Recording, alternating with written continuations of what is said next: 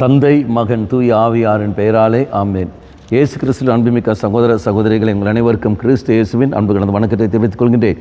இன்று நற்செய்தி பாகமானது மார்க் நற்செய்தி 5ஆம் அதிகாரம் 21 முதல் 43 வரை திருவாக்கியங்கள். குறிப்பாக 34வது வாக்கியம். இயேசு அவரிடம், மகளே, உனது நம்பிக்கை உன்னை குணமாக்கிற்று, அமைதியுடன் போ, நீ நோய் நீங்கி நலமாயிரு என்றார்.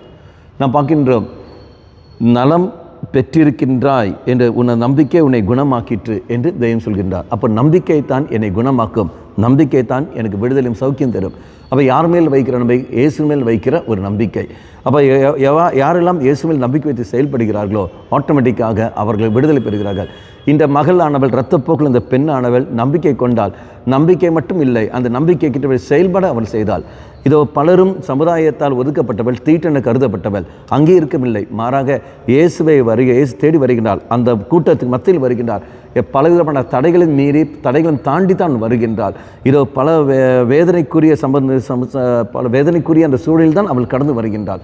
எல்லா தடைகளும் மீறி கடந்து வந்து அவள் இயேசுவின் ஆடையை தொட்ட உடனே இதோ அங்கு விடுதலை பெறுகின்றார். அப்போ நம்முடைய வாழ்க்கையில் இயேசுவிடத்தில் கடந்து வருவதற்கு சமுதாயம் வழியாக நமக்கு பல தடைகள் இருக்கும். அதே மாதிரி பல நபர்கள் வழியாக தடைகள் இருக்கும். நம்முடைய உடல் ரீதியான பல தடைகள் நமக்கு வந்திருக்கும். பல வேதனைகள், பல சூழல்கள் கடந்திருக்கும். எல்லாமே இயேசுவின் அருகில் வருவதற்கு தடையாக வந்திருக்கும்.